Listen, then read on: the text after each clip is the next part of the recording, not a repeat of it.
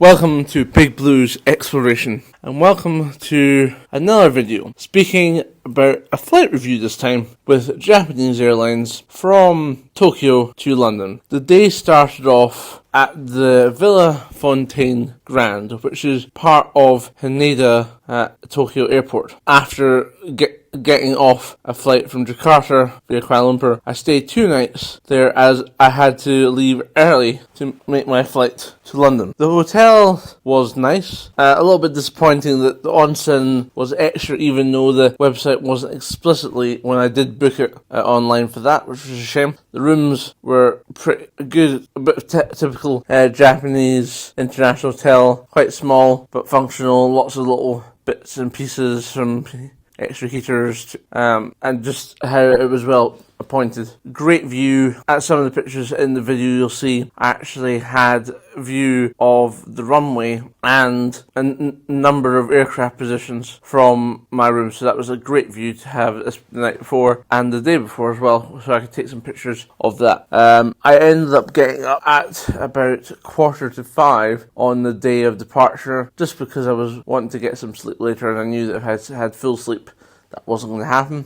I ended up walking over with my trolley about 6:15 or something like that, and I did try to find, there is apparently a first class check-in there with a lounge area and stuff like that, where you can sit down while they do all that, but I didn't manage to do that this time.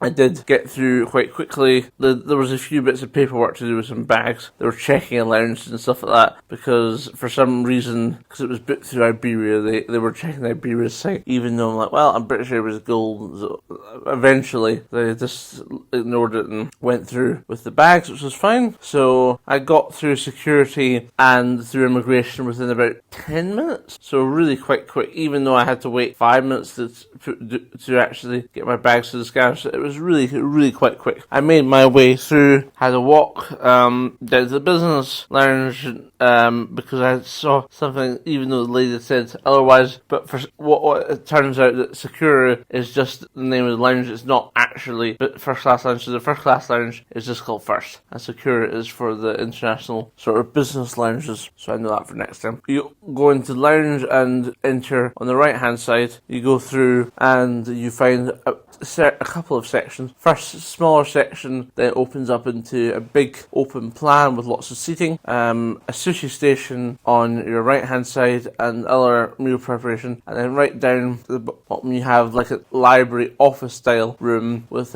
paneling and a desk with memorabilia, models of Japanese Concorde, etc. So lots of really interesting bits and pieces there. You also, on the left hand side, after you enter, there's showers, and round the corner there's a sushi bar, and upstairs there's like another lounge area called the salon, which is not a salon to get treatments or so. And then you go upstairs and find more views. So from the sushi bar and from the main part of the lounge, you get really extensive views over the apron. So great for me for taking pictures. I ended up sitting down in the sushi bar and doing 2 sorts of sets of about 15 pieces of sushi each, and then going downstairs and taking more pictures and doing kind of the same thing. So I managed to eat about 49 pieces of sushi, which was absolutely phenomenal. Luckily with sushi, you basically don't get full, which is fine, and I had prepared by not having much to eat the night before. And what was really interesting was that the tuna available was actually toro, and toro is the most expensive part of the tuna, with only about a couple of kilos in every fish, which retails between $80 and $100 a kilo, and for certain fishes up to $5,000 a kilo, depending on how good or the specimen is. So that was really nice. And then I walked over to the gate, which was only about a 1.5 minute walk. So 2.5 minutes for most people. Very convenient. There was a little bit of delay. I think that turned out that one of the air bridges wasn't working, so everyone went through the first class. We had to go through the business class one, so it took a little bit longer before they started doing boarding. we got into the plane, and I found that the suite was excellent, just as I thought. It does feel a little bit narrow, I think, but from what you would expect it to be. But then that's to be expected when you need to make sure sure between storage and getting everyone to have the same sort of space. I was surprised to get on board and find that there was a British guy, one of the flight attendants, and I was like to the guy, well, I didn't think that they had any crew. And he was like, well, we've had it for the past 40 years. And I was like, your Japanese must be good. And later on, I definitely heard his Japanese is pretty good. Probably more like a C2 or even, a B3 and maybe even a C1. So definitely really pretty good. He'd been working with them for 38 years. And he said how originally there had been 380 crew. Then there was the bankruptcy and financial issues in the 90s into the early 2000s. Then it was cut to 200, and now there's only 20.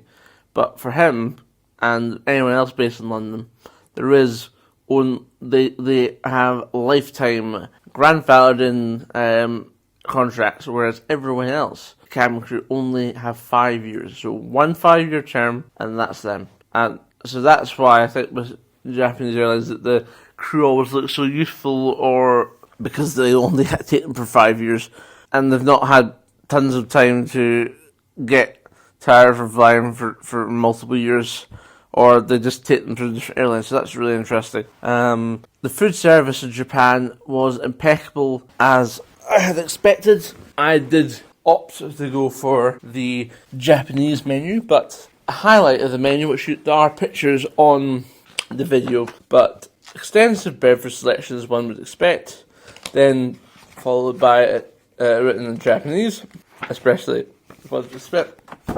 The sorts of things that I had, so the starter was a sausage, so like a bento box style. One of them was like broad beans, dressed white sesame, omelette with crab and vegetables, slow cooked octopus, shrimp, dumpling, udo, mountain vegetables topped with simmered bracken shoots, and then we've got some simmered abalone, peas sprout with dashi sauce, so that's like the white jelly stuff that you see on the video, grilled salmon and bamboo shoots topped with shanso, bud and egg yolk miso, so again that's the glaze on top, red seared scallop, wakame seaweed,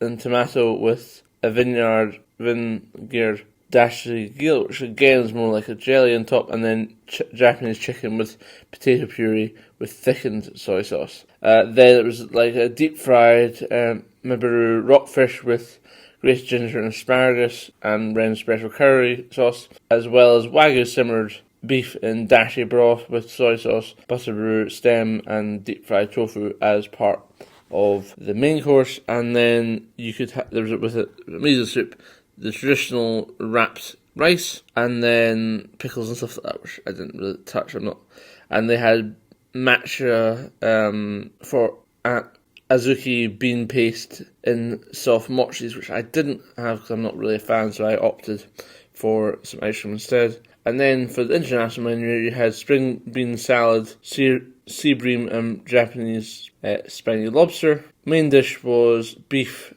fillet or rockfish. And then for dessert, it was some strawberry mousse, and there was also bread, which I did ask for, some bread from Meiser and Kaiser, so obviously a European bread maker in Japan.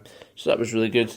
And then throughout the flight, you could order from the a la carte menu. So instead of having a second meal on this like 14-hour flight, they just had different options. So it was like beef curry, which only had one piece of beef in the curry, so that was very disappointing.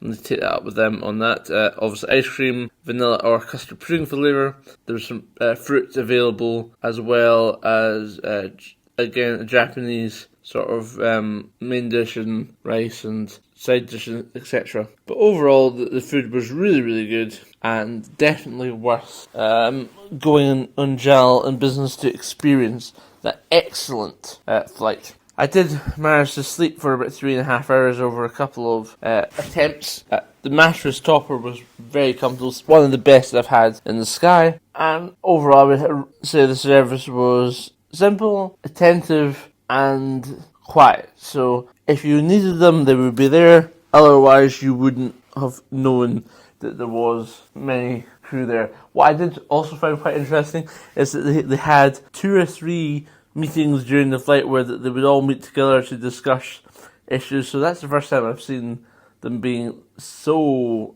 meticulous on that. And it also turned out there was multiple sorts of different roles. So on that flight there was 2 pursers for business, and then again a purser for each of the cabins. The pursers in business wore blue. The head chief pursers, so the 2 chief pursers, wore white jackets, and then everyone else wore like black jackets. So you could tell from just by looking at a shirt, even if the person's not in it, that it was JAL, because they have a nice JAL logo on the side. But then that speaks to the philosophy of JAL since its resurrection. Basically, everyone working together, and obviously showing that the unity. That's what makes JAL these days such a strong company and brand. Even through the hard times, they've still managed to get through it, and now they're smaller but growing again and offer exceptional service in all classes. And hopefully at some point we'll get to try JAL first, so I'm expecting to do JAL again in August, and I'm hoping I might be able to buy an upgrade. We'll see if I can do that, or I might just get an upgrade. That would be lovely. But thanks again everybody for watching. Ladies and gentlemen, for watching another Big Blues exploration. Please stay tuned for more in the coming weeks and months.